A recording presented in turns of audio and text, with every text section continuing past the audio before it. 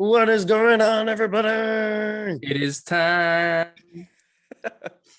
If that didn't draw you in for this entire episode, I don't know what will. Either that or you clicked off. Maybe this horn will. Yeah. Welcome back, everybody. This is episode 24 of the Weekly Anabolic, and today we're going to continue on with our nonsense per usual. Check in, see how we're doing, and talk about what's new. Brandon, what is new, my dude? Oh my God. Like, not a lot is new, but it's like more of the same things are happening. So like the volume of things are just picking up. Same can be said for you, I think, too. Taking the volume approach. Yeah. Interesting. Volumes, high volume personal training sessions going on here, which is really cool. So I'm really happy about being able to get in front of more people. I really love personal training, dude. I love getting to understand someone's goals and their situation, and helping them figure out a way to kind of how to navigate towards their goal. So it's really cool getting to know more people and reach more people and help them. So that's really cool. I've been really digging that. Nice. Yeah, I got to see Kelsey this weekend. That was really fun. Shout out to a Nugget. You're supposed to tell me about that. Dude, I'm so sorry. It was literally it was Sunday morning. I was supposed to tell Brady that I was up. So the next time I go up, I'll obviously let you know, dude. I'm sorry about that. I'm telling you, the next time you come up, it'll almost be time to move. Dude. Just putting that out there. Yep. Their throat. Yep. That's cool, man. So for the people, we've talked about this offline, but for anybody who, is personal training and maybe they're looking to pick up some more clients, what have you done that has helped kind of strike your increase in clientele? Honestly, how did I get in front of these guys, or how did these guys approach me, or how did these sessions get set up? Yeah, well, how did you get the leads, and how did you get it so that you were inquired about these personal training sessions? Weird. So I know this wizard called Brady. He helps me from time to time with the marketing of what we're about to talk about. So yeah, basically Brady and we set up this QR code initially. I think I kind of forgot where I had this. I think I got this idea from Zach Barney, which you might know him actually. But he basically was you should just set up a personal training thing.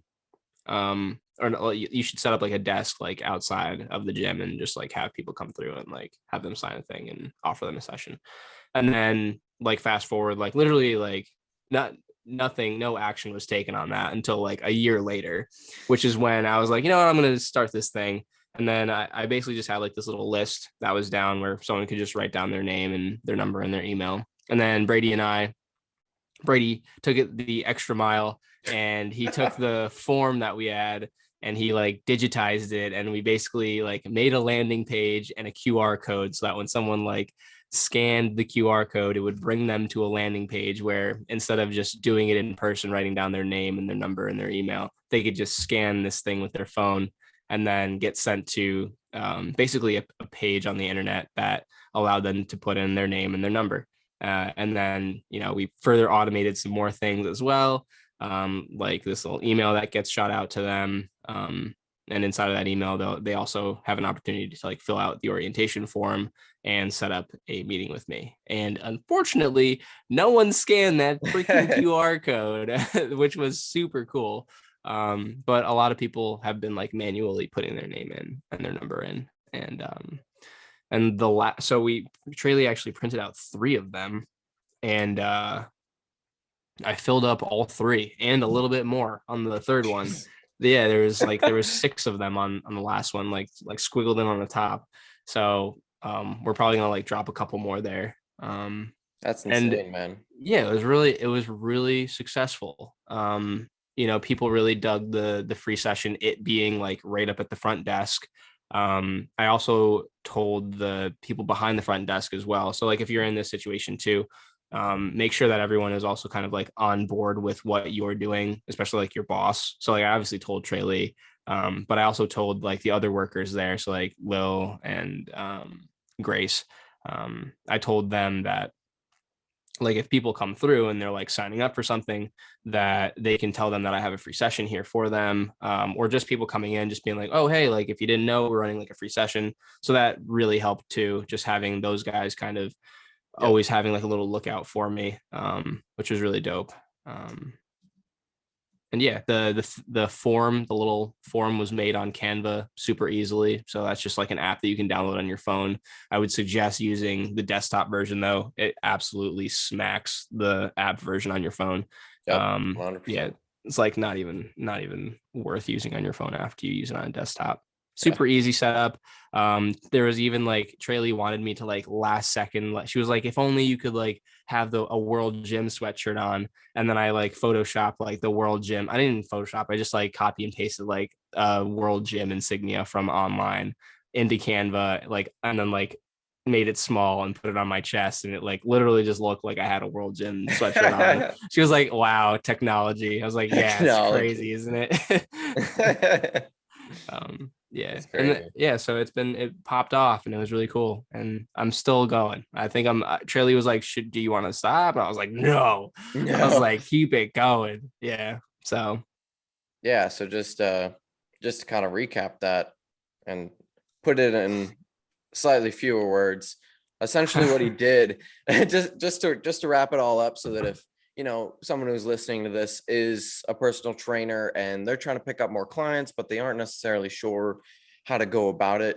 What Brandon has done is he basically created a sign-up sheet and offered a free session. So on that sheet, it was offering one free session. You book your time with him, put your information below, and then your time will be set up and you have your free session with him. There's no strings attached.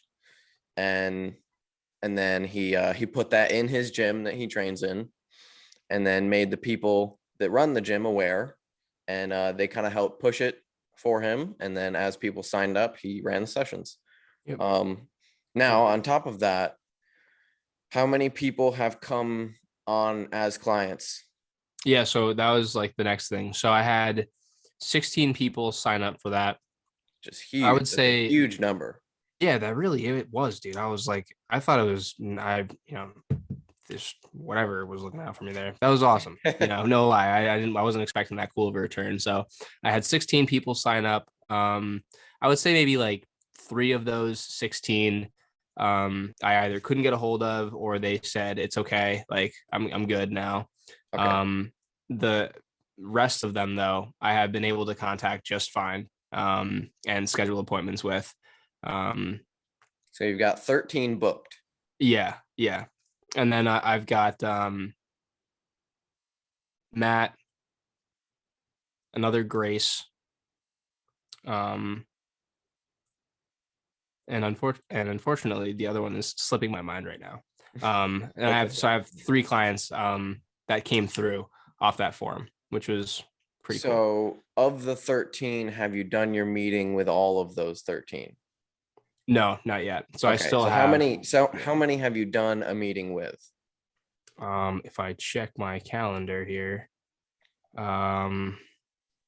dude.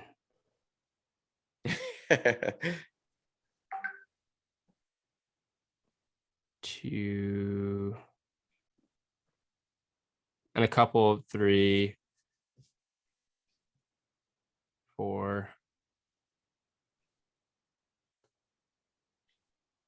I want to take everyone's time here. 5, 6, and 7.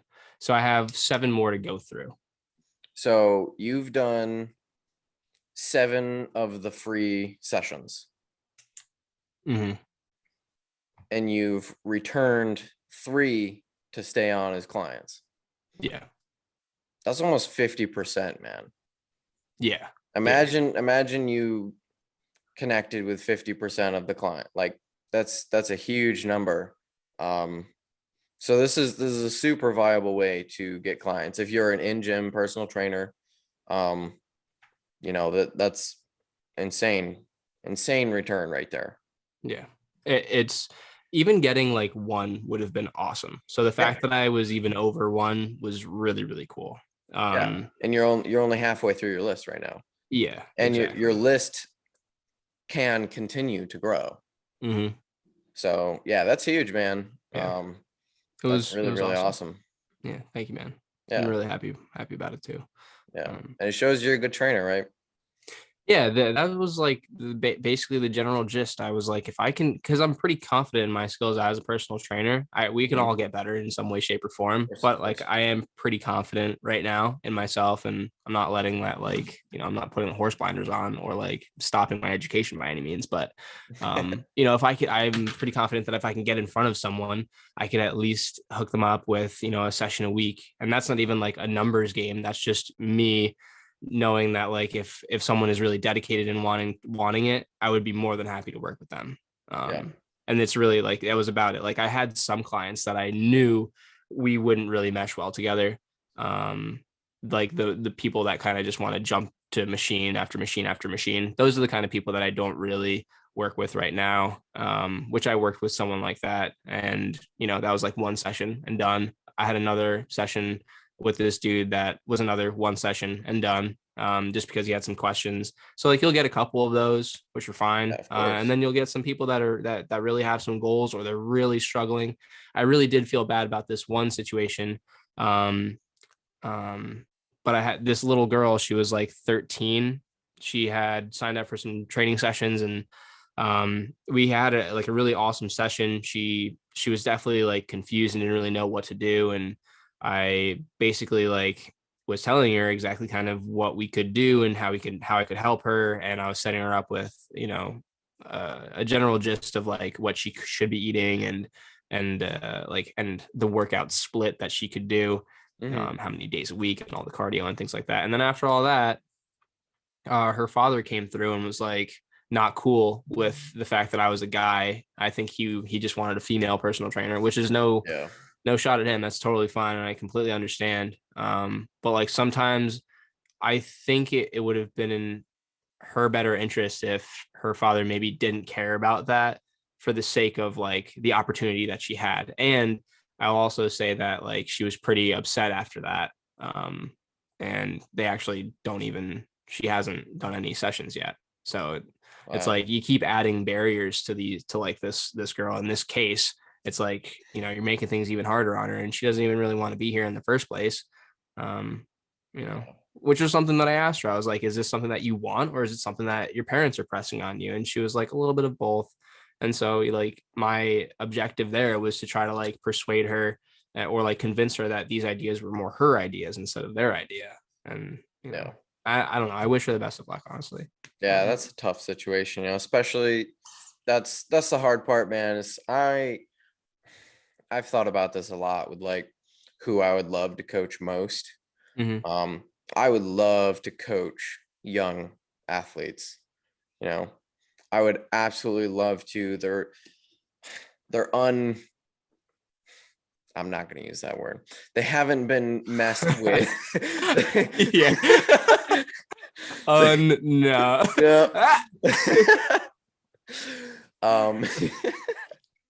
They haven't been messed with and formed improper habits yet. And they're just like, they're these blank canvases that are really impressionable. And if you give them, really great information off the start, it's very, very apparent later on in their lives, and they exceed tremendously.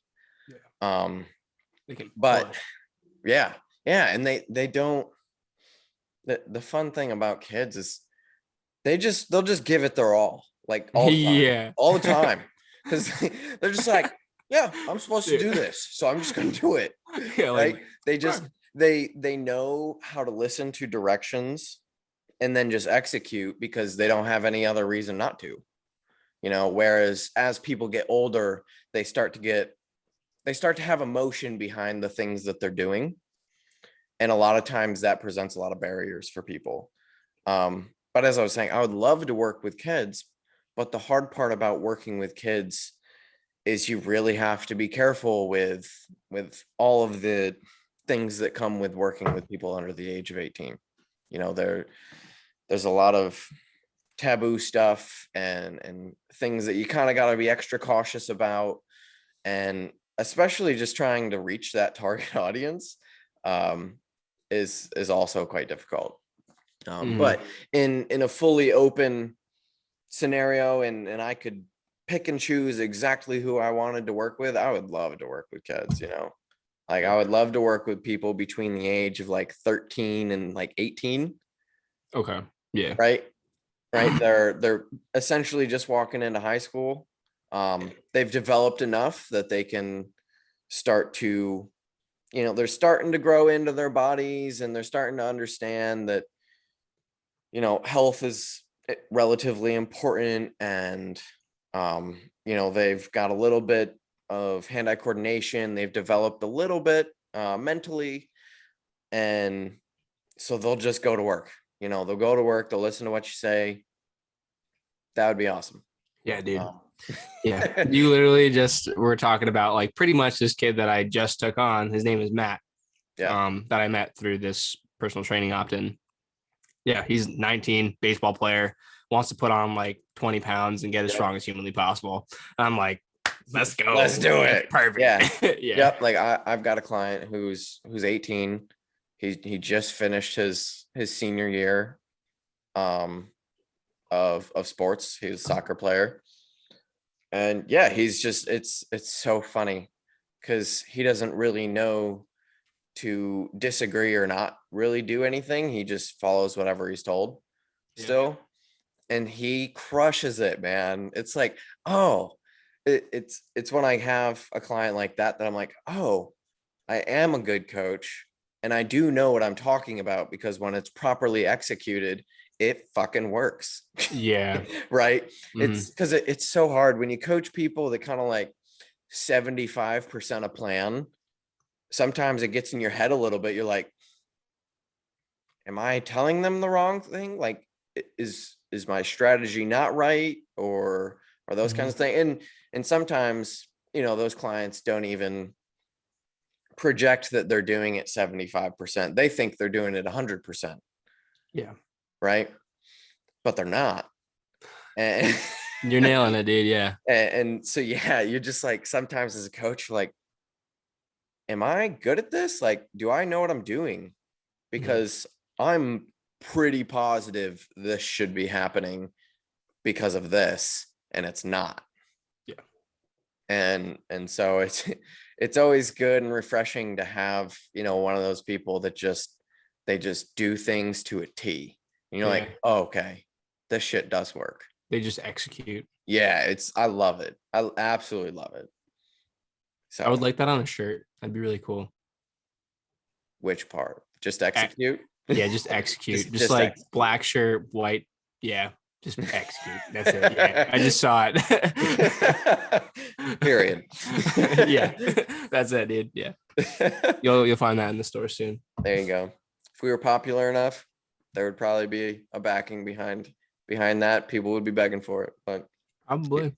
They're not begging now, but they'll beg later, dude. They'll beg later.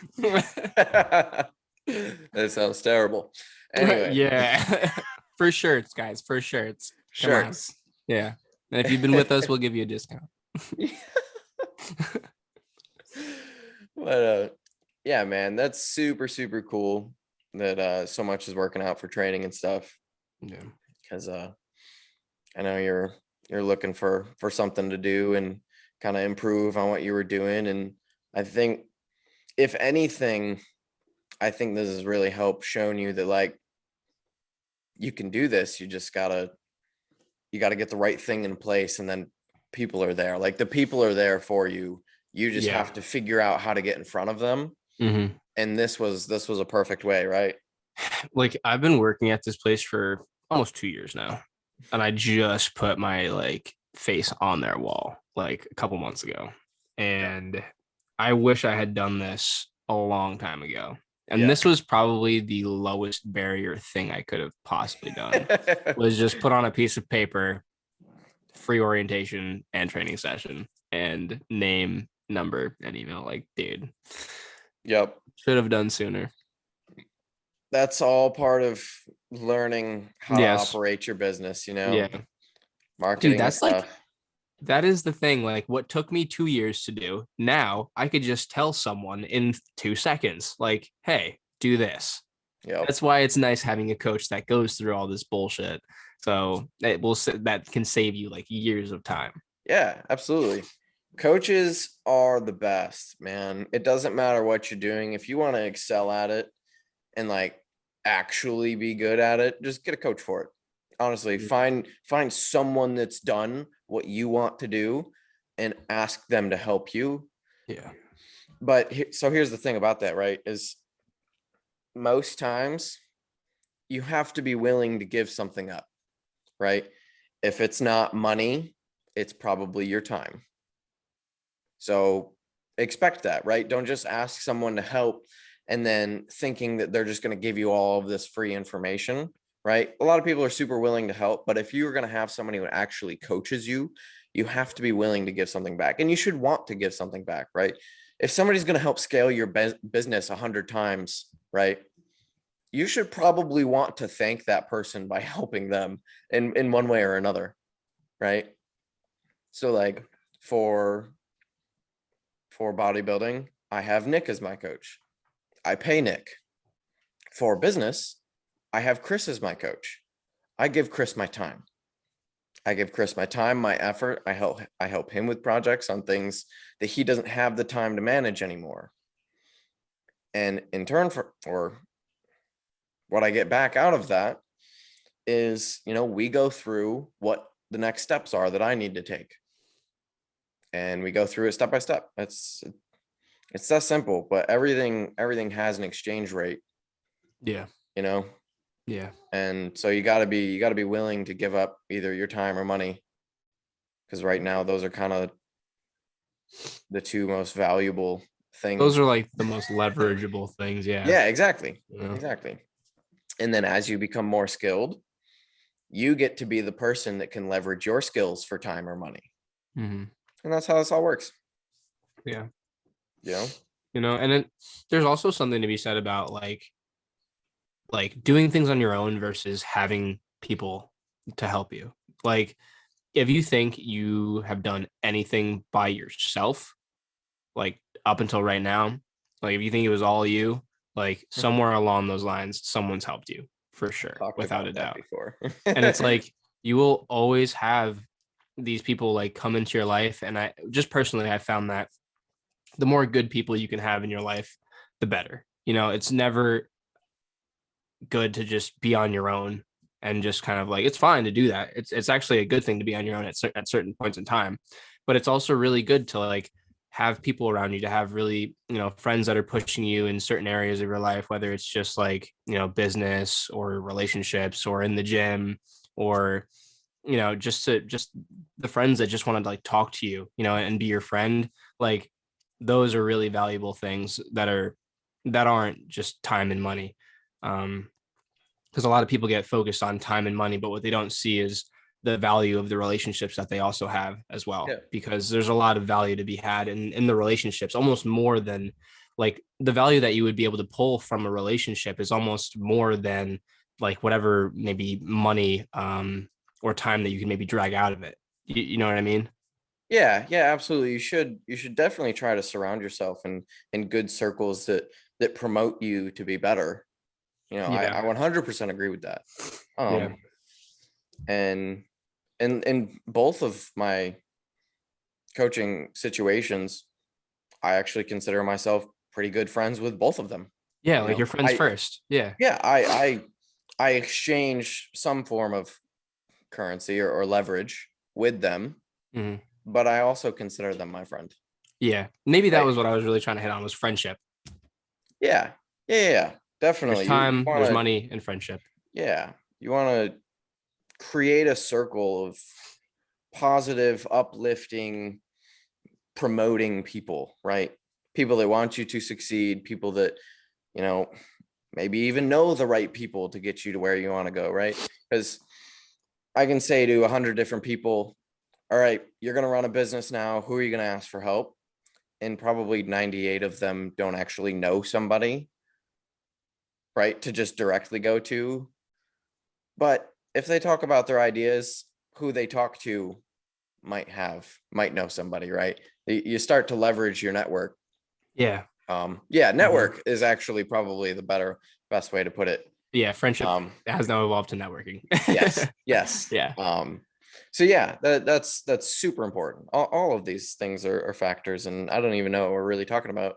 Me neither, but it's okay. But yeah, I think all of those things are super important. Yeah, for sure. But hey, bodybuilding real quick. What how was your week, Brady? Yeah, my week. It's Tuesday. Yeah, dude, it feels like it's Thursday, honestly. I feel like I'm in a different dimension. It does not feel like Tuesday. I can tell you that. But yeah, my week. Trying to think of like what all happened this past week. I trained in the storage unit. Is that new news since the last time? I think so. Yeah. It said that you were voyaging to it. So now we are in it. Yes. Okay. Yeah, so I trained in the storage unit for a little bit. I actually I filmed in there. So my most recent YouTube video is actually filmed in there. Go check that out if you want. It's a full day of eating plus a full training session. Pretty dope. I may have a minor physique update leak in there. I don't know. You'll have to watch and find out. This was the one. I didn't watch this one. You didn't watch this one? No, not this one. The one before. That was what I meant. Yeah. Oh. Yeah. I would have said something, dude, if I had saw something. Oh, watch this one. This one's the best. I think this one's probably the best video I've made yet. All right. Yeah. Every time they get a little bit better. That's how it goes. Yeah. I don't know about me. You just gotta keep after like things. 5, they get a little bit better.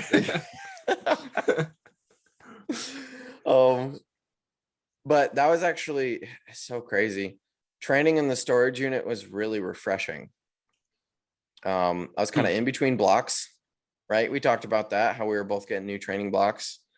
So I was kind of in between blocks and went to the storage unit. First off, it was so nice to just train in some fresh air with no mask and no people, and like just blasting my own music through my speaker. And I was just hanging out with the weights and having a good time, and I could breathe, and there was fucking birds and shit. And dude, sounds fucking nice. Actually. It was so nice.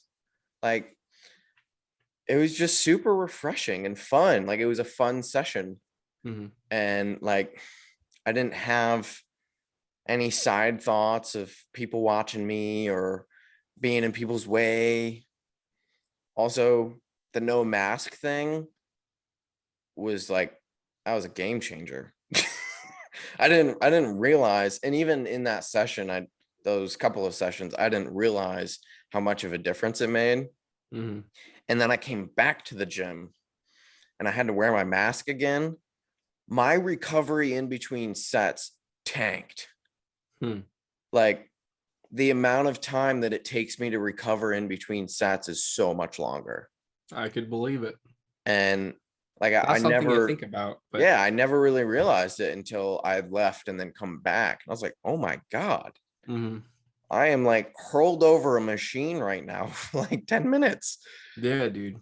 And yeah, so honestly, that's one thing, man. I cannot wait for the masks to go away and I can actually train and not feel weird or any of that shit. Yeah, that's one. Give it another 2 weeks, dude. We'll see. Another 2, probably like another year. Yeah. But yeah, so storage unit training was super fun. Also, the weights in the storage unit are stupid heavy. For real. They're so heavy. Yeah. They're so heavy. I swear every 45 in there was 50 pounds. Like, it was dumb. Yeah. It was dumb. I went to do RDLs. It was so hard. Dude. Yeah. I was fucked. That kind of sounds like the edge. Do you have like, are there rubber plates at your gym? They're rubber coated, but they're mostly yeah. I don't know. I just know that the ones at the edge, dude. I was like, whoa. I was like really pressing them, dude. I was like, wow, this is amazing. I was like 10 pounds up. I was like, no way. This is and great. Then and then you come back to like World Gym and it's like, you come back to cast iron plates and you're like, oh my God. Yeah. Gravity is real. I'm so weak. Yeah. Yeah. But so that was cool. And then I started my new block yesterday, my new training block yesterday. Lucky. Dude, I'm messed up. I am messed up. That's why you're messed up. That's why I'm messed up. I'm just yeah. Like, I started doing all this like bodybuilding style stuff now. Yeah. God damn. My body hurts. I have drop sets in there and cluster sets and rest pauses, and wow. All my rep ranges are up. Fun. I'm messed up right now. Yeah, now you're just like, wow, I really wish I could just do 6 reps and be done with it. I'm going to be honest, it's actually been really fun. I was going to say. It's been really fun. Yeah. The pumpy stuff is fun. It hurts so bad, but I get like a stupid pump from it. Yeah. And so it's fun. It's a refreshing way to train. The drop sets make it interesting. I was they've definitely added like a new dimension to my training. But yeah, so I did RDLs again yesterday. I've done a lot of RDLing lately because I keep like having a mishmash sessions.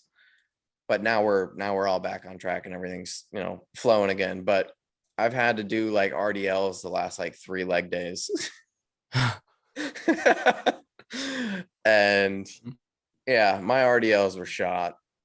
Their performance is kind of coming down. I'm not sure why, but it is what it is. But yeah, so I did legs yesterday, and my adductor and calf sets were both drop sets, which was awful. That was so hard. Drop setting adductors. Yeah, my adductors hurt so bad. Sounds like it. My dog like hopped up in my lap and his foot went right into my adductor. I was like, oh, yeah. I'm in pain. And my calves are sore, which hasn't happened in a really long time because that was a drop set. And they're both sets of like 15 to 20. Okay. So it's 15 to 20 and then drop it to do 15 to 20 again. And yeah, it's been fun. Sounds it. Yeah. And then today I did push. First session with the whole new push cycle. No barbells. Weird. So weird. So weird. I did a hammer strength machine today. Opened with? All right. I opened with a rest pause set to 50 of banded deficit push-ups. What? Really? Yeah. That's what I started with. Banded rest pause push-ups. Yeah. To 50. To 50. It was terrible. My first set, terrible. The performance dropped off so fast. Yeah. It was like 12. Perfect. And then it was like 2. Dude, it went 20, 10, 6, 4. Yeah. And then I did my last set without the band. I just couldn't fucking do it. Funny. I was like, wow, we started really strong and ended really poorly. Because the other thing is like, I don't know how to gauge like the rest on that, because I'm not, I'm, I've done rest pause sets on like squats, and most of the time the rest pauses, I need to catch my breath, right? I need to catch my breath, or like kind of refocus my head. Yeah. But on push-ups, it's just push-ups. Like I'm not out of breath. I can do an ass load of push-ups at a time before I'm out of breath.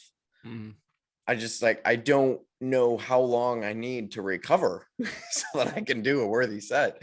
So that'll probably take some time to kind of figure out my rest times. I think I might just start by like counting to 15. Okay. A little bit of troubleshooting with it. Yeah, count to 15 or 20 or something like that. But yeah, that was a super weird way to start the session. I agree. And then I did hammer strength incline press. That was actually really fun. I'm gonna be honest. Yep. I like hammers. I'm not a huge fan of the hammer strength equipment, just because like the strength profile on them is always super weird, and a lot of times they really mess with like my shoulders, because the path never quite suits my shoulders right. They kind of force me into this sort of thing. They pull my shoulders up into my ears. I have found that the bar path is a little like, just a teeny bit. Yeah, it's just like when you actually come into depth, you end up like this. Yeah. Right. For those on audio, just imagine me shrugging my shoulders to my ears. As you put your arms back. Yeah. But after that, I did Smith overhead press. Okay. That's gonna take probably another session or two to like grease the groove on that one. Because I think I definitely just like, I failed before I muscularly failed. I failed just because like my path was a little weird and I wasn't sure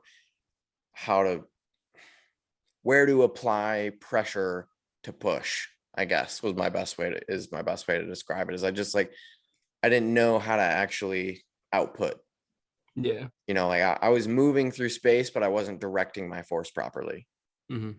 That's actually probably the best way I can say that, which is a problem with a lot of people, which is why you're not as strong as you, or you don't could be.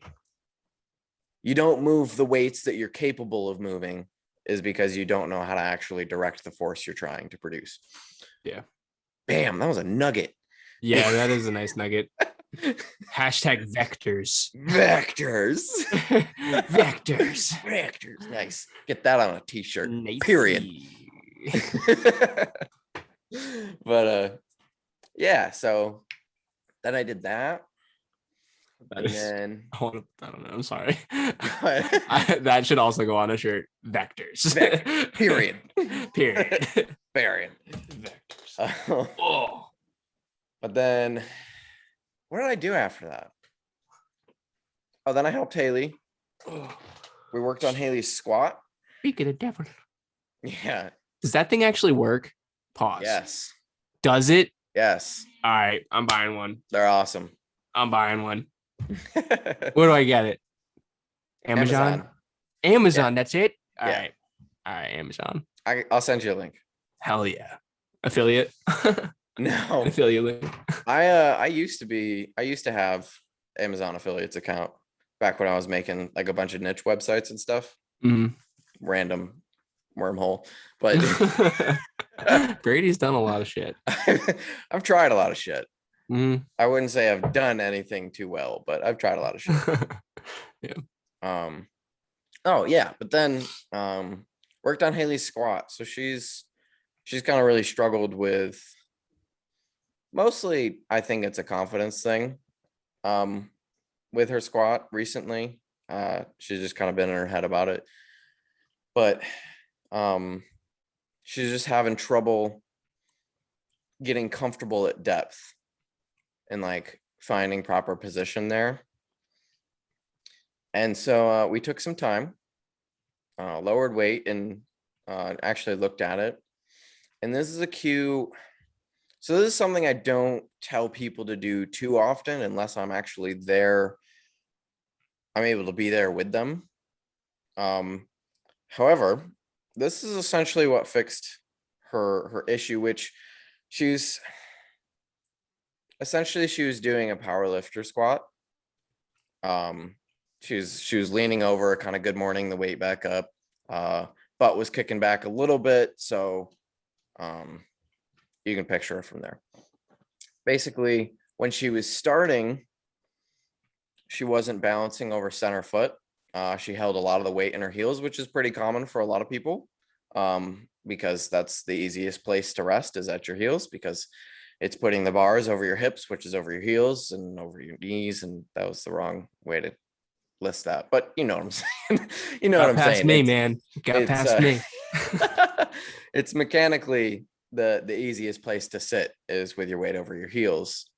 But if you actually want to squat and squat proficiently, you're going to want to try and balance over center foot and lower the bar over center foot.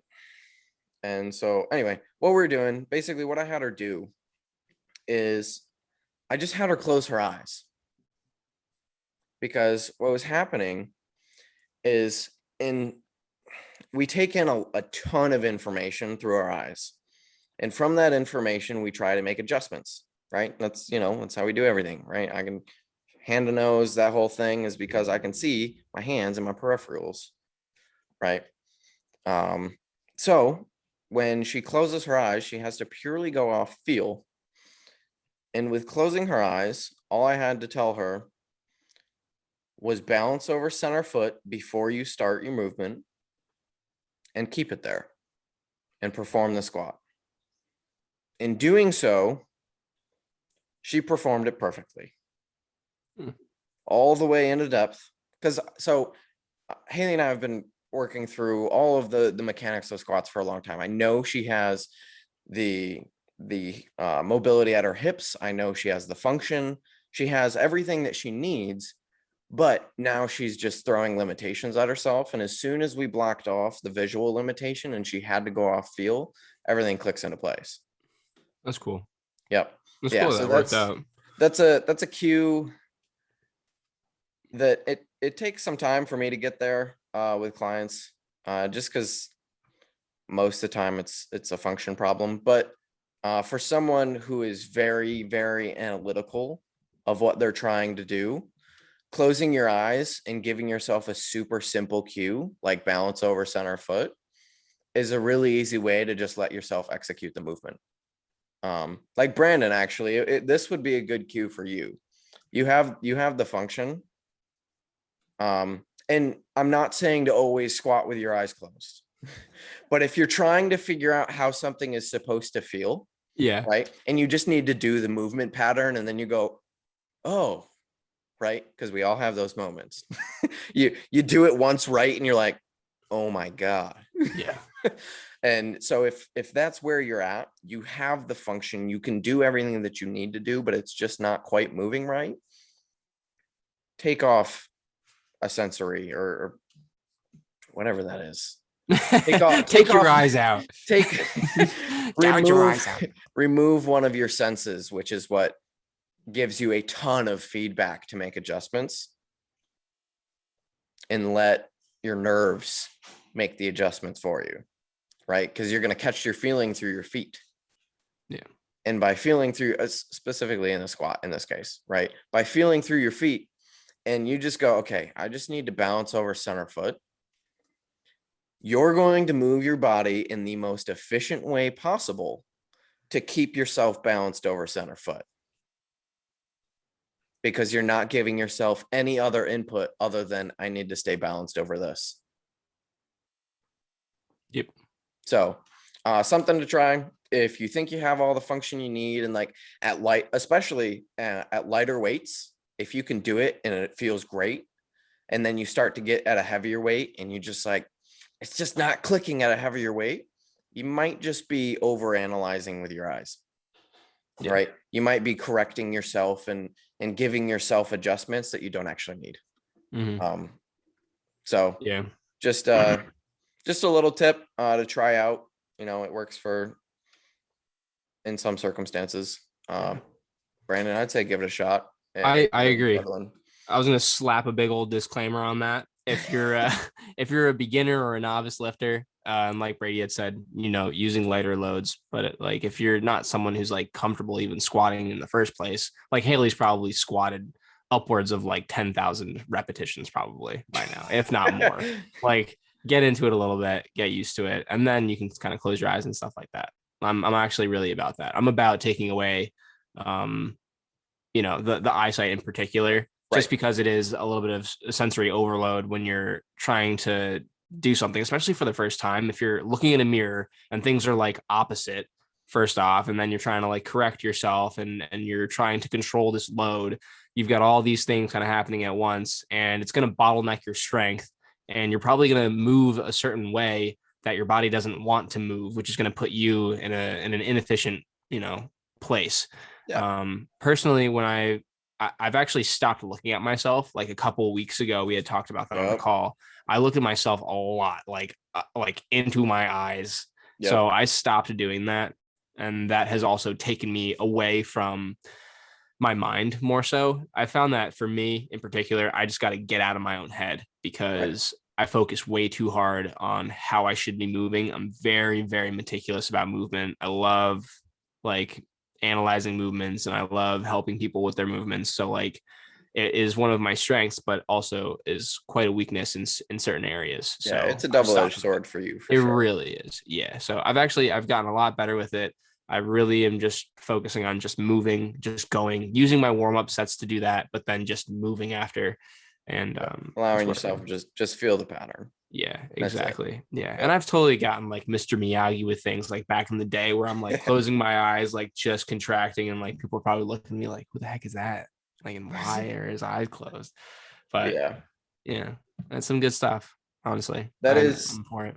That is why I preface that with, you know, one, why it's not a cue I immediately go to. Two, I am positive that Haley has all of the other things in place to be able to squat properly. Yeah. You know, we've addressed her hip function and her ankle function and, you know, what she's doing at the feet, what she's doing at her upper back, what she's doing at her low back. I know she can squat. Mm-hmm. Right. And now it was mostly just kind of getting out of her own way and allowing her body to do what's efficient. Mm-hmm. That's how we landed at that position. Yeah. Right. So yeah, it's not a first day in the gym strategy. It's not.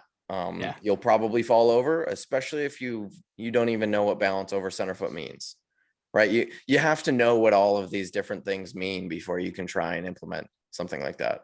Yeah. Because closing your eyes is a super simple tactic, but there are check boxes that have to be in place before you can actually use it effectively. Yeah. It's actually really fucking hard not using your eyes and trying to balance on one foot. I don't know if you've ever tried this, but if you balance on one foot and close both of your eyes, I can guarantee you'll have 2 feet on the ground relatively soon. Like it's actually really hard, especially if you're like very untrained with that.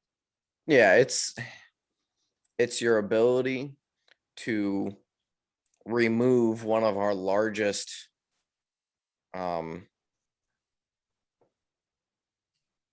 receptors of information, right? Mm-hmm. We use our eyes to give us information on everything we do. Mm-hmm. So you have to be efficient in a few other information giving things first. Yeah. Particularly feel through your feet. Yeah, that would be proprioception. Yes, good word. There it is. There it is. Holy shit. Yeah. God, that's just, and I swear, proprioception. everybody that listens to this is like, you're such a fucking idiot. No way. It's all true though. Everything Brady is saying is very true though. It's like it has stuff behind it. There's weight behind it. Trust me, we're not just pulling this stuff out of our asses. Yeah. But yeah, I'm just like, Brady's so bro. Yeah. Like, I'm sorry, I don't know the big words very well. Remember, guys, I went to school for IT. Yeah, dude. It's not. Yeah, it's okay. Totally fine. All acceptable.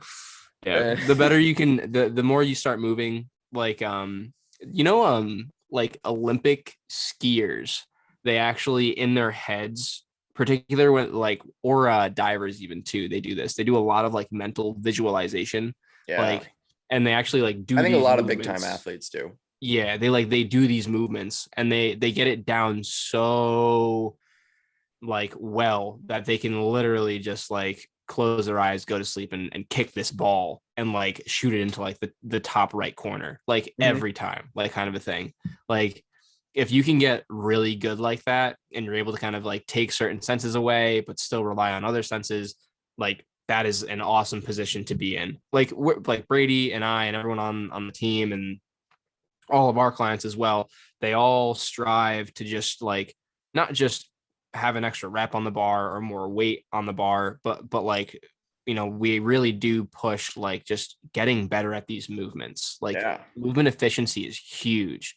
It's like the only reason why I can lift some of the lifts that I can at like my body weight is I think because I've just gotten so good at like getting into these positions, functioning well in these positions, and like really hammering down like the technique of these like things and like just getting really good at them technically. You know what I mean? Like I don't really say I'm a strong individual per se. But like on certain lifts, some people would be like, that's pretty strong, And even I'm like, yeah, like more like right now, like my row is like pretty strong in my opinion for like my body weight right now. I think it's going to get stronger.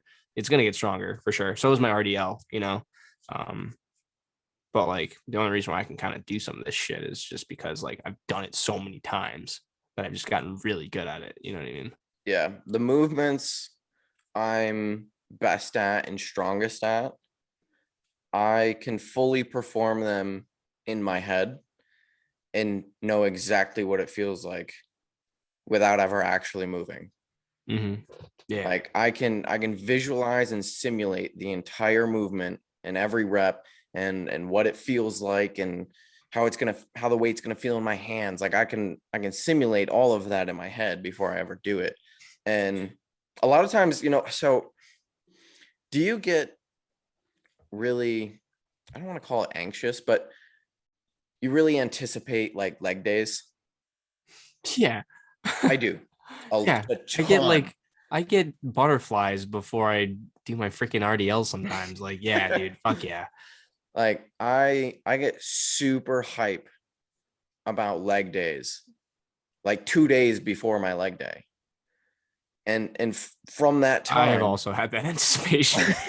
Like from that time, I just start going through the movements in my head. Like, what am I gonna do? How's it gonna feel? Like, and by the time it's time to go to war, like I've got it nailed in my head.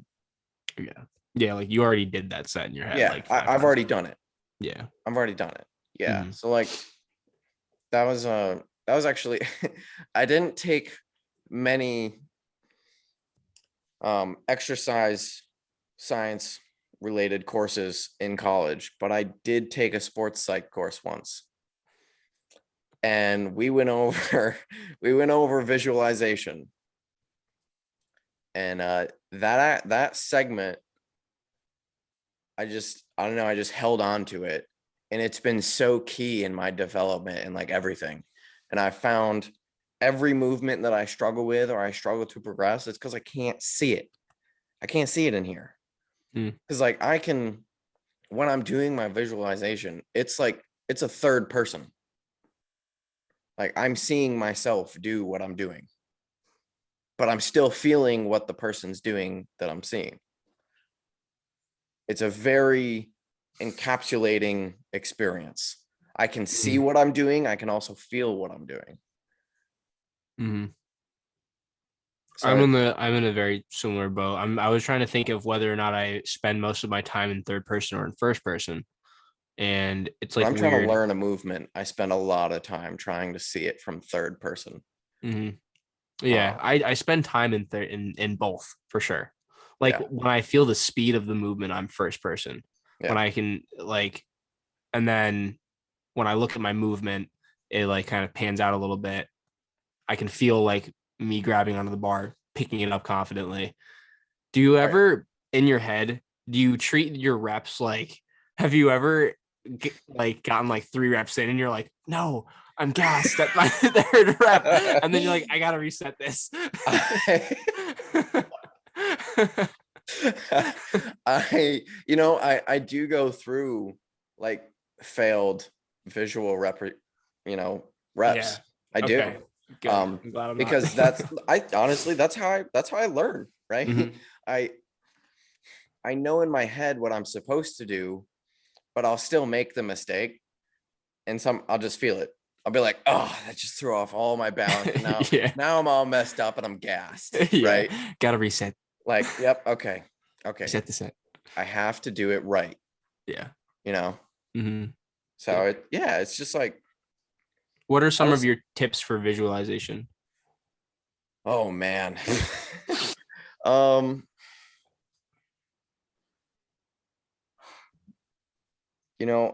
I think what kind of helps my visualization a lot is the fact that sometimes I don't have to imagine it. I take video of everything, right? So I can look through my video. Like, this is a really good way to start if you're not really sure how to picture things in your heads. Multiple heads, bro. Yeah. Never mind. If you can't figure out how to see a little late to that party, but I made it. Oh man, I'm fucking crying. Anyway, so if you can't create like the picture in your head, but you have video, work on watching the video and just be with it. Be with the video. Try and imagine how each, part of that video felt, right? Start recreating all of the feelings that you're watching in your head.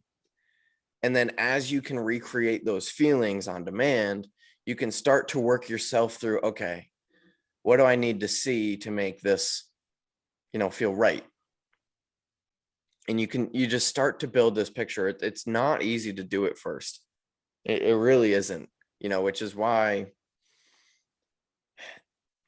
getting it all created really is the hard part. Like pressing movements for myself. I can't visualize it. I can't create it. And a lot of times in my head and during these visualization sessions with myself is just, that's where I make my adjustments, right? I make my little adjustments while I'm doing these visualization sessions, and I can't make it for push. So I feel like I'm going in blind every time. Mm-hmm. Like I haven't seen myself do the set. So I don't have any confidence really in the set that I'm doing. That's also huge, is like being able to do these, this visualization builds so much confidence. Even if you've never done the weight before, you just you did it in your head and you're like, yeah, I fucking did it. I've already done it. And you just go up and do it, Yeah. So, but learning how to do it, you just got to start trying to feel the movement. At least that's how I did it. I just started working through watching myself, do my videos and feeling it. Like, what if I watch somebody deadlift, I actually subconsciously contract like my glutes and my hams when I'm starting, like I'm watching them do it and I'm performing it I'm contracting the muscles that they are at the same time they are. Just it's become so second nature to do. Brady's that. In the cloud. He's just downloading everyone's feelings from like all around. It's just what I do, and that's how I figure out like the timings of when to contract certain things within a rep. Mm-hmm. It is I watch and I analyze it, and then like a big one for me is I watch a ton of Nick stuff, right? Yeah. Over and over and over, because he's the standard for what I'm trying to recreate. He's so proficient in his movement. And so I watch what he does, and then I try and recreate that in my head. And then I try and picture myself as the recreation instead of him. Mm-hmm. And you just build on it, right? Okay. So that's how I go about it. I don't know I don't know how much you actually do with visualization or how you started with it all, but that's kind of my take on it and what I do. Yeah. I don't visualize before every single set, but if I do visualize, it's probably on a top set. That's pretty absolutely. That's like a pretty, I've either been chipping away at that top set for a little bit, just because it's kind of hard to visualize like what a heavier weight will feel like, from what I like from just like thinking about it, I guess. But if I could give you like some visualization tips that I maybe do, to kind of help you, I think the first thing is you need like a degree of being able to like calm down and like almost get into like a meditative state. You're not like just out cold, like just total monk mode, but like you need to like get your breathing right. You need to not like focus on the clinking and the clanking in the background, the people grunting and the conversations around you. Like you need to understand, or like you need to like put yourself in this position where you're just thinking about what you're about to do. And that's like, let's just say it's like a squat. So like the first thing that I'll visualize is myself like setting up at the bar, like holding on to the bar, and then racking, or an RDL, right? Stepping up to the bar, wrapping the wraps around it, getting it tight. Try to feel as much as you possibly can, like when you're inside of your head like this, like get really like touchy feely in your head, not in a weird way, but like try to feel things, the bar and like how your emotions are kind of, like calming down your emotions while you're standing up to the bar. And then you stand up with the bar, like imagine the weight kind of like whipping a little bit, like adding as much as you possibly can, like into this like process of visualization will kind of help like keep you in it. And then, you're just standing with the bar there, or I'm standing with the bar there. And then I hip hinge forward just a little bit just to get set. And then I go. And also doing this stuff in real time as well. So like, don't try to speed it up or slow it down. Just do it in real time, exactly how you would in your head, or in real life. And the same thing, like we were kind of talking about earlier, where like sometimes you think about something going wrong in your set.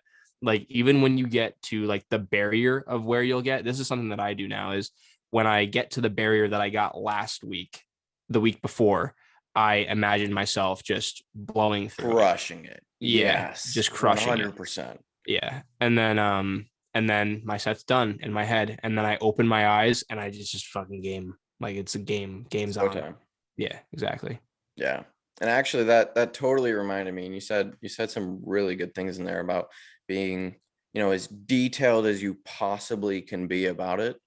I talked about how I was in a sports psych class, and we did a whole section on this.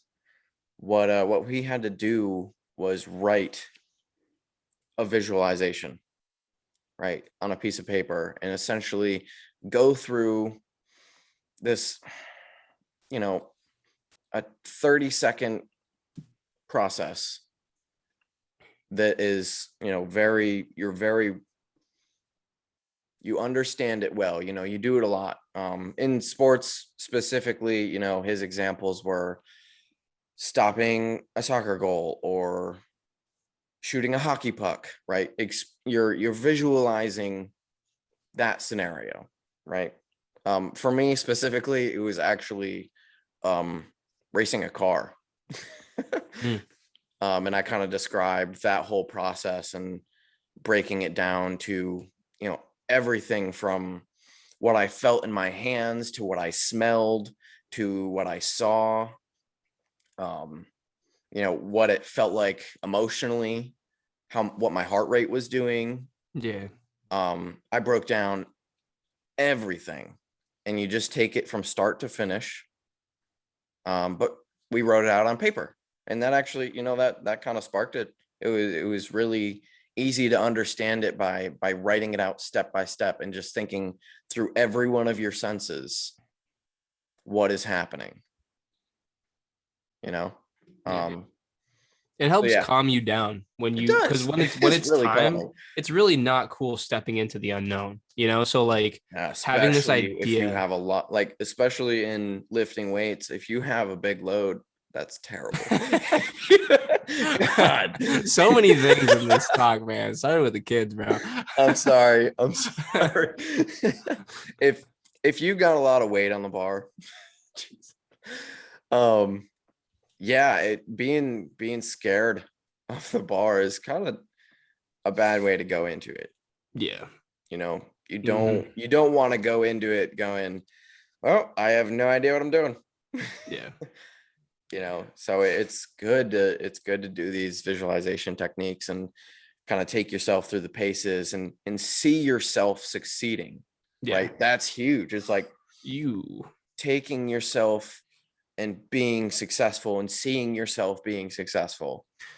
I was just about to say, so all of this stuff, right? The reason why we are preaching visualization, it's not just because just try it, maybe it'll work. This stuff does work. And this stuff works for everybody every single day, whether it's conscious or unconscious. Because what happens when we go throughout our day, right? We're visualizing what's about to happen to us, whether it's good or bad. And that's really when you start to, this is how you can actually kind of improve your overall mood throughout your day, is when you start realizing the internal dialogue that you have throughout your day, and whether it's positive and setting your future up to bring better things towards you, or if you're treating things very negatively, kind of setting yourself up for more negative things to kind of come your way. So if you say you're going to have a shitty day, if you say that this person did this to you and they were sour, right? All of this stuff is happening to you, where in reality, if let's say someone cut you off, right? Maybe they were late for work, and they're really, really trying to get to work right now. You can control your emotions. Yeah, exactly. Change the narrative. Instead of saying, yo, that guy was an asshole, he cut me off. Now I'm pissed off. Yeah, be like, oh my God, they must be really busy. Yeah, exactly. They must have something important to get to. Because guess what? It doesn't matter either way. Because it's not going to change what happened. You might as well change the narrative in your head to something positive so that you can move on from the situation. Exactly. And we go throughout our day doing this negative visualization. So if you can at any time just have a positive visualization, or in this circumstance, visualizing something positive, it's not we're not telling you, think about what would happen if you visualized yourself snapping your knee on a squat. Would that make you confident for your set to come? Yeah. Probably not. Yeah, that stuff will break you down. And I can fully attest to that, of creating visualizations of things getting hard has definitely bottlenecked things for me. Yeah. Big time. Especially passing the 5 plate mark with my RDLs. I kind of see I've given myself the ability to go, this is starting to get hard now. And since that happened, my ability to even perform at that weight has dropped. Yeah. My ability to go back and do it again has just dropped right off. So it's, man, it's crazy how powerful our minds are. Yeah. And producing outcomes. So your mind can outpace your physical ability. Oh yeah. And so if your mental toughness is below that of your physical capabilities, you're leaving stuff on the table for sure. Yeah. And I think that's where most people sit. Yeah. I think most people sit in that scenario where they don't allow themselves to be as strong as they actually are. Yeah, I think that's how fluff volume comes about too. Or like Absolutely. I had a client that we just started working together. He was like, I don't think 2 sets is enough. And I was like, it's and that you already know what I said. Like, it's just not enough because you're not doing enough with those 2 sets. You just got to do a little bit more with those 2 sets, and then it should really be all you need. Yeah. But I actually gave them a 3rd set, just so that they can get a little bit more of like a contraction and a feel with it, and maybe just a little bit more repetition as well. And then that can give them more confidence to really push those 2 sets. And I even said, I was like, do not bank on this last set as the set to bury yourself. Yeah. You need to bury yourself on set 1. And then you need to bury yourself on set 2. I promise if you do this right, you'll be begging me to remove set 3. Exactly. Yeah. Yeah. Yep. Yeah, man. Wow. I haven't talked about that stuff in a long time. Honestly, I do it so often, but I kind of forget to like talk about that. just because I just kind of do it on my own all the time. Mm-hmm. Yeah, we do a lot of shit like that we just don't talk about. That are like so crucial. Yeah. To our success, but we don't talk about it. Yeah. Those are the secrets. the little things don't add up; they multiply. Yeah. It's like everybody knows stick to your diet. Everybody knows train hard, but like the true secrets lie in the things that people kind of forget to talk about. Mm-hmm. Yeah. Because to them it's so natural, but those natural things breed their success because of their adherence to their other things. Yeah. Right. Like I can visualize all I want, but if I still didn't go into the gym and train, I wouldn't get any results. Right. I was going to say, Brady, if you don't have a pump by the end of your visualization, you did it wrong. Maybe. Did you, if you don't have the next step. Pump after your visualization, did you really visualize anything? Did you really visualize? Yeah, that's the next step. That's how I get to the next level with my visualization. Is I get to the point where I start getting pumps. Sorry, I thought I left ice cream in my car. I did not. Sorry, Brady. No, that's totally okay. But yeah, I'm really glad we talked about that. Yeah, that was awesome. I hope for anybody that listens to this that you kind of give that a thought and try it out. If you have pick your favorite lift to start, right? Pick your favorite lift and write it out step by step, how it should feel, from start to finish. And then go through it and start working on just picturing it in your head, feeling it, smelling the smells that you think you're smelling, and feeling what you feel. I mean, I can tell you right now, my gym has a certain smell. Yeah. Right. Mine too. There's a certain smell that happens, and I can smell the bar. I just did that. I was like, right. But even just like, especially going into a squat, if I'm going into a squat, when I go to get under the bar, I can smell the bar and I know exactly what it smells like. Yeah. Yeah. Like it's even hard to describe. Yeah. like at this point, I just, you know, the smell. I know what you're talking about. Because it carries onto your hands. Right. Yo, I'm sorry. I don't mean to interrupt. Go ahead. Did you know that if you look at something, you'll know what it feels like to lick it? No matter what it is, dude. Right? You can imagine anything you look at, you can imagine what it feels like if you licked it. It's kind of weird. It's weird. Yeah. All right. I'm sorry. I really wanted to say that. Now that's visualization, right? That is visualization. But yeah, give that a shot.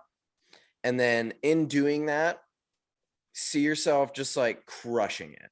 Yeah. Like make it happen. And then the next time you go into the gym, the gains gym, into the gym, run through it and then just watch it happen. Yeah. Like watch results just like happen for you. Yeah. Actually though, Yeah. if anyone did what Brady just said, you would definitely put some weight on your bar for sure. Yep. So now you know the true secret. Yeah. It's not even in real life. It's not. It's all mental. It's all in your mind. All in your mind. Move like water. All right. Now, trying to not have these go 2.5 hours. So right. We've already been on over an hour. Let's close out with best thing, worst thing. All right, fair enough. Man, I was like, damn, yo, I was enjoying this and shit.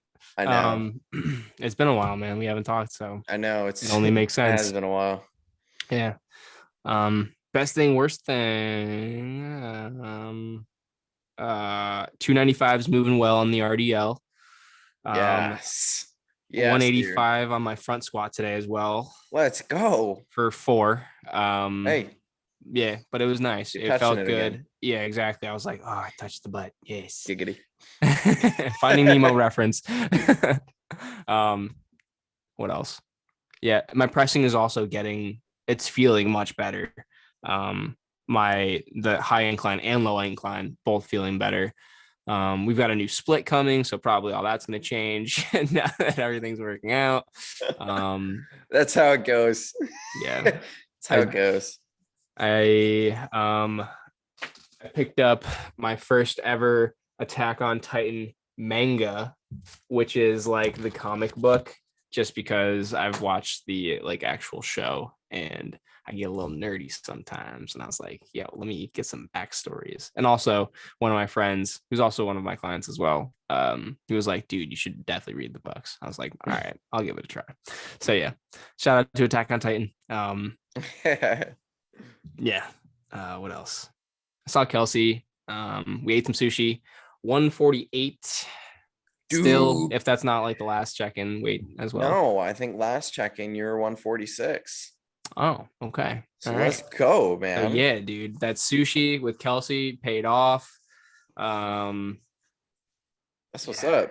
I got some new protein today. That's not my normal protein. I was really nervous. I was gonna like poop my brains out. Oh.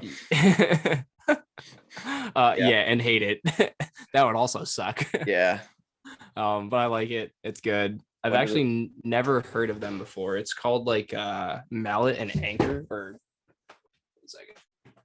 Axe and Sledge? I said Mallet and Anchor. It's freaking Axe and Sledge. Oh my god. Dude, Axe and Sledge is awesome, man. They are. I'm not gonna lie. That's Seth Feroci's brand. I don't know how closely you actually follow bodybuilders.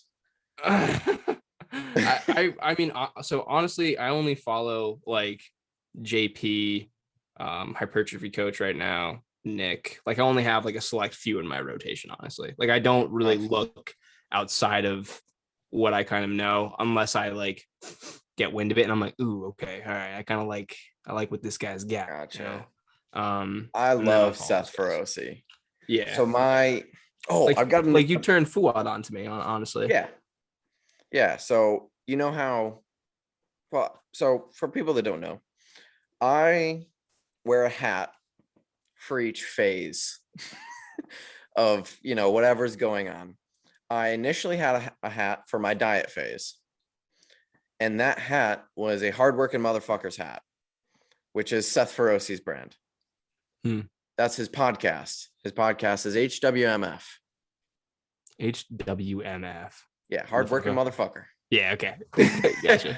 And so yeah, like I still listen to him all the time. But yeah, like I lived off of his podcast on prep. Like I would just go walk and just listen. Gotcha. Yeah. Dude, solid protein. Yeah. His supplements are super good. Axe and Sledge was a bit of a leader in the industry when it came to like truly quality ingredients. And then they were one of the first companies to start doing like limited releases and stuff of supplements. So yeah, they're an awesome brand. Big fan. Yeah, I'm gonna put their protein on blast because it tasted immaculate. This actually did taste the farm fed. This tastes like cold hot chocolate. Like actually, like the other one was like brownie mix, and it tastes like brownies. This one really does taste like hot chocolate, but it's cold.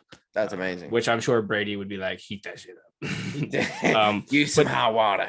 Yeah, to plug these guys, they've got like their amino acid profile like on the side, which is kind of cool. That's really never seen on like normal proteins. Yeah.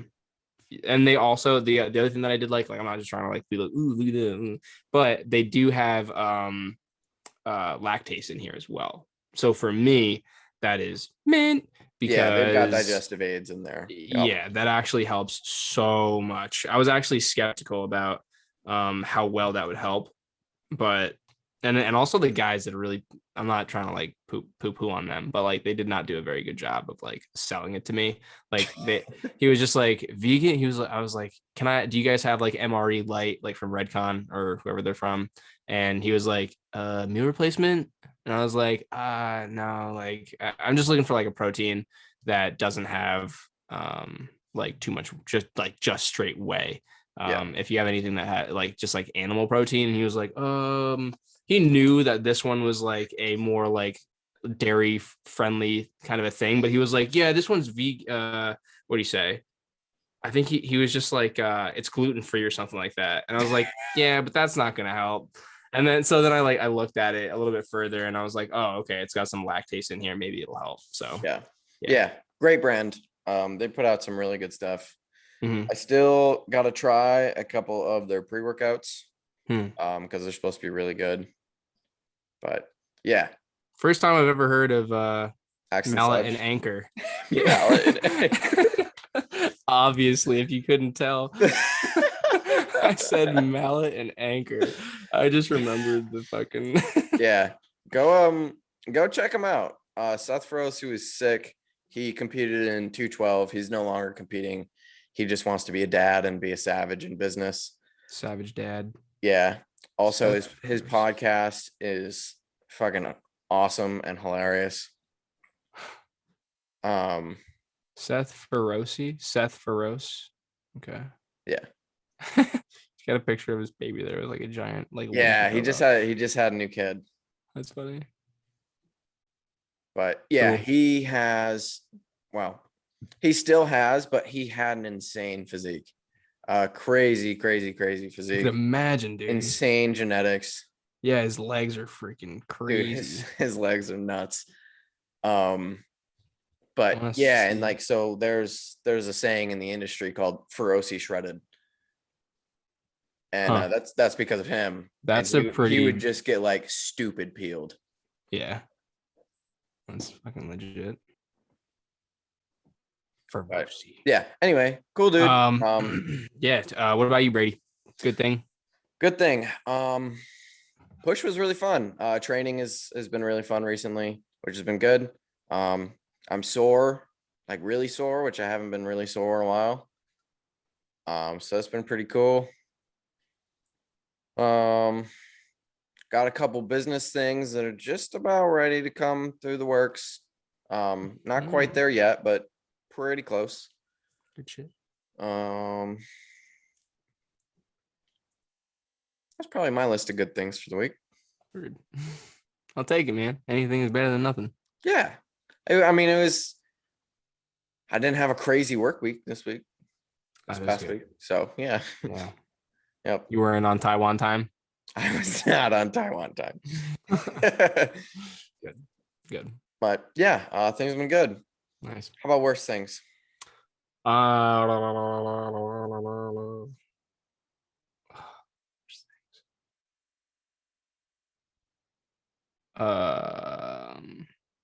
Shit. Well, shit. No bad things. Can you go? I'll try and think of some. Okay. My RDL was really bad this week.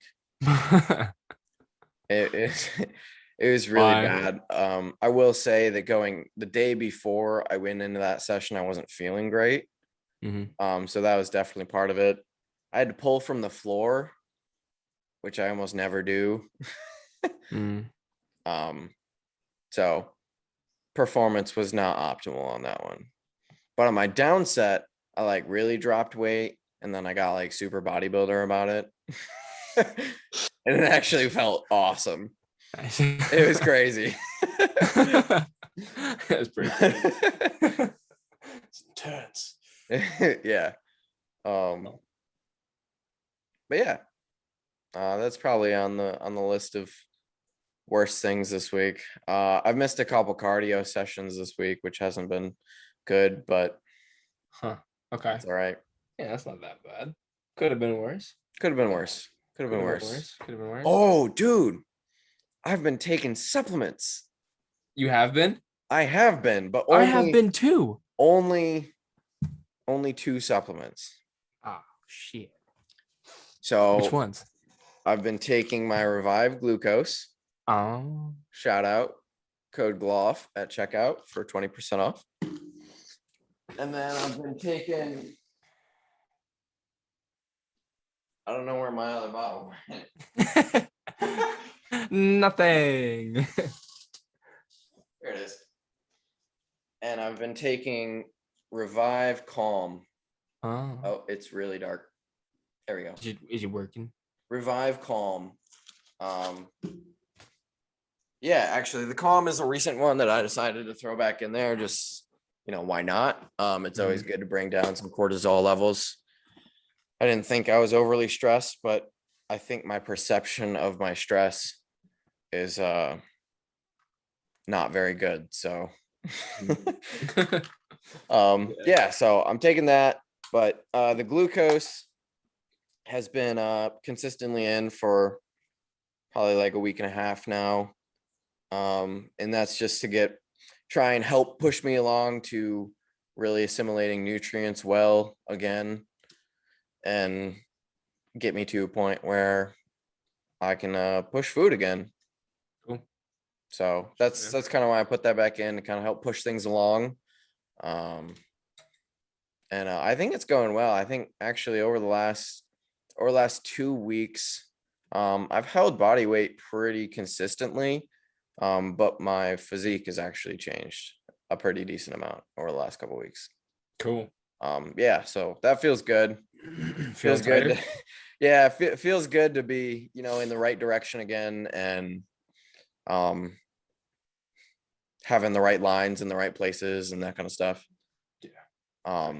So yeah, it's all going really well. I've actually got, since doing this, I put in another order for Revive, and I've got a couple new supplements on the way. So I'll talk about those eventually. Maybe I might do a YouTube video about it, and kind of all of my supplementation and what it all looks like and why I take what, along with every supplement that I have in my cabinet, because I've got like 8 billion containers of supplements in there. So nice. Yeah. Maybe I'll do a YouTube video on that this week, just for the shits and gigs. But yeah, I've got a lavalier mic showing up. Cool. Yep, so I can actually like record in gym. Nice. And other places, just so that I can get some better audio quality and cool, be able to record in places where other noises are happening and all that good stuff. Was it something like this? No. This is one that like hooks to me. Oh shit, that's official as fuck. Yeah. Damn. Is that gonna be annoying on your sets, or you just like? Nah, it's like this big. Now we're really gonna be able to like hear Brady like. Well, I'm likely what'll happen is in the set, I'll probably turn the volume on my own stuff down so that you'll just hear the background music. And then in between sets, I can actually do like dialogue and, what I'm thinking, how the set went, that kind of stuff. Cause I would love to record like some more raw training footage and like kind of what's going through my head during my sessions and talk about why I'm doing what, that kind of stuff. But just like recording in the gym sucks. If you want audio. Yeah, if you want audio, it sucks. So this I think is going to be really cool. Pretty excited for that. Nice. So Yeah, lots of good things. Oh, I've got a green screen coming. Oh shit. Yo, everything, the mailman is coming through right now. I know. I've got a couple t-shirts on the way. My new hat is coming. Oh, I never actually finished talking about my hats.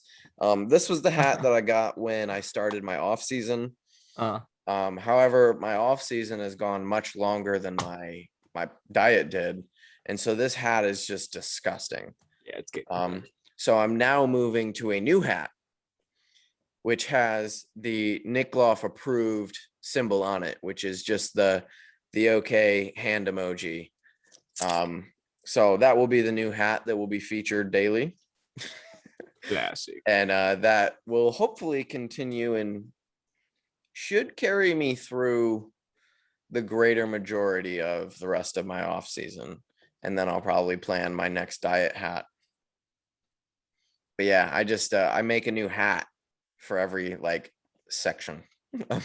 It's fun. It's my looking forward to your prep hat. Yeah, I don't. It's way too early to figure out. It's so far out there, yeah, but yeah, you know, still looking forward to it. Honestly, I think it's gonna be probably like one word that's super impactful to me.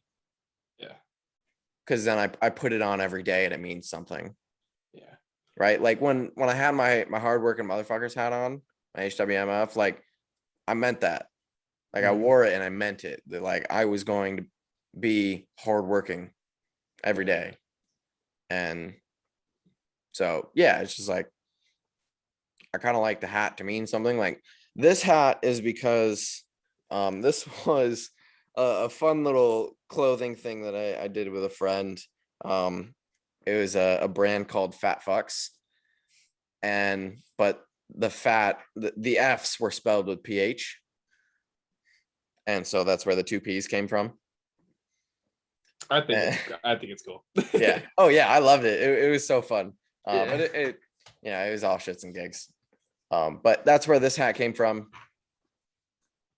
And then the okay hand emoji is to continue on the approval from the Gloff and really crush the rest of this off season. You know, live up to the Gloff standard. It is a high standard. I seriously want him to fucking coin that. I tried to get him to like accept that as a thing. He's too modest. Like months ago, I was like, dude, you have to start something as like the Gloff standard. It's like the gold standard, but better.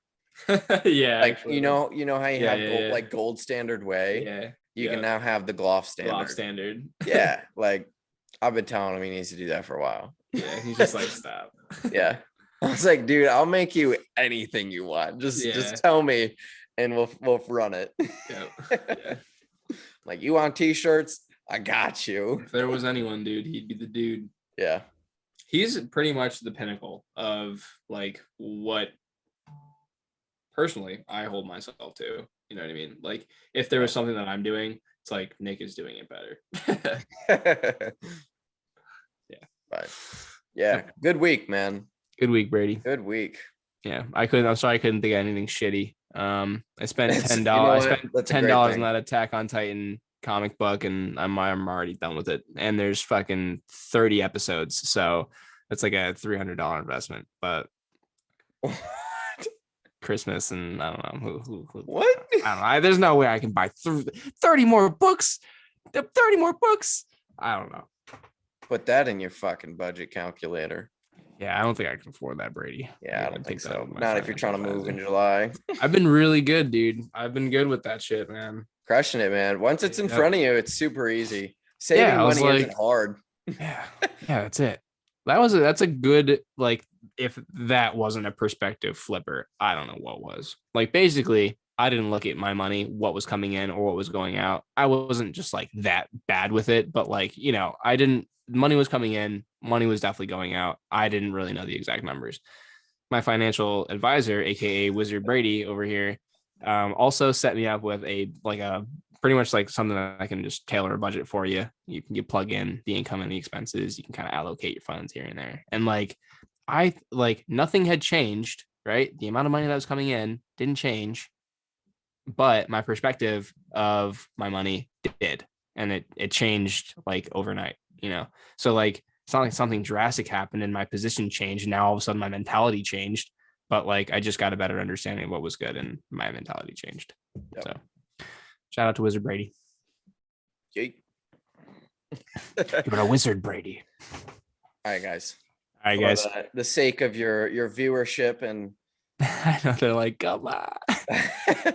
we'll close this one up. I hope you guys like this one. Some really cool stuff in here. Yeah, I agree.